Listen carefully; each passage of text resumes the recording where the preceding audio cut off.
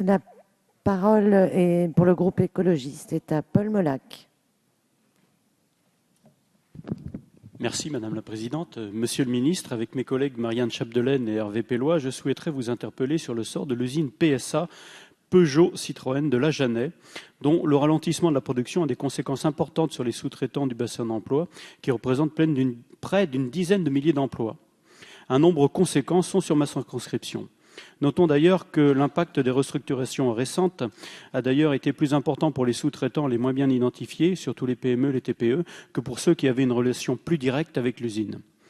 Je relais aussi les inquiétudes des salariés de l'usine PSA et de ses sous-traitants qui se demandent comment trouver des activités de production temporaires d'ici à la production d'un nouveau véhicule prévu pour 2016, alors qu'une demi-équipe vient d'être supprimée ces mois-ci.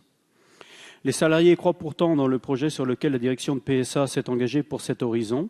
Ils demandent seulement à avoir des garanties à long terme.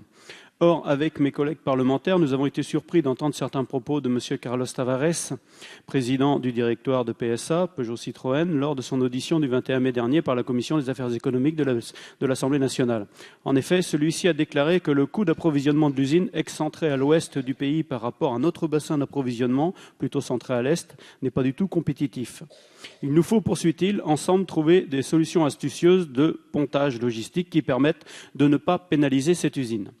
De ce fait, M. Tavares pose notamment le problème de la périphéricité qui a une incidence sur la compétitivité du site de La Janais, usine pourtant loin d'être à la pointe bretonne. Il faudra donc, avec les différents acteurs, veiller au maintien de cette compétitivité afin de garantir l'emploi à Rennes et dans tout son bassin d'activité. Rappelons que c'est avec la décentralisation du groupe PSA intervenue dans les années 60 que l'industrie automobile est devenue très importante pour la vitalité de nos territoires ruraux. Monsieur le ministre, on connaît votre combat contre les délocalisations d'usines françaises à l'étranger. Des inquiétudes se profilent aujourd'hui contre des recentralisations de l'activité industrielle au sein du territoire français. Comme le disait M. Tavares, il nous faut trouver des solutions qui permettent de ne pas pénaliser les usines éloignées des centres de consommation et de production. Dès lors, comptez-vous agir de concert avec nos fleurons industriels, dont fait partie PSA, afin d'assurer leur présence sur l'ensemble du territoire, excentré ou pas? Merci, Monsieur le Ministre.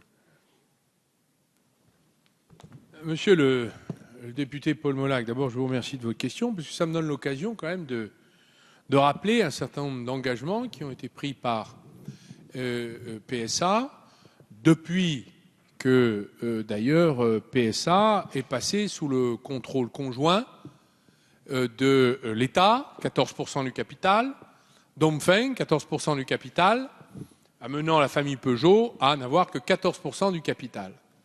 Donc il y a aujourd'hui une sorte d'alliance pour amener PSA à meilleure fortune, car vous savez que cette entreprise a été en difficulté, elle a perdu beaucoup d'argent, elle en perd encore, et nous devons la ramener à la rentabilité sans porter atteinte à notre base industrielle française.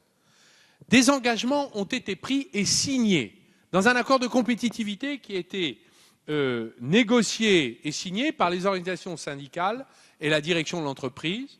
Je voudrais vous en rappeler d'ailleurs les termes à l'automne 2013 sous le nom de nouveau contrat social. Augmentation de la production en France pour atteindre 1 million de véhicules par an en 2016. Nous sommes en dessous de presque plusieurs centaines de milliers en dessous de ce chiffre de véhicules produits en France. 1,5 milliard d'euros d'investissement industriel supplémentaires dans les usines françaises pour la période 2014-2015, affectation d'un nouveau modèle dans chacune des entreprises terminales en France, des usines terminales en France entre 2014 et 2016, maintien à 75% en 2016 de la part de la recherche-développement réalisée en France. Alors, vous le savez, le site de La Janais produit actuellement la 508 et la C5. Dans le cadre de cet accord, l'affectation du successeur a été annoncée, des véhicules successeurs a été annoncée pour un investissement de 90 millions d'euros. Cet engagement donne au site de La Janais une visibilité sur son activité jusqu'à 2022. Donc les engagements ont été pris. Lorsque M. Tavares est devenu le directeur général de PSA, et je rappelle que le président est M. Louis Gallois, il a rappelé le maintien des engagements. Donc nous avons des engagements. Est-ce qu'il faut travailler sur la sous-traitance? La réponse est oui. Car, en effet, l'acier, l'automobile est plutôt dans le nord-est.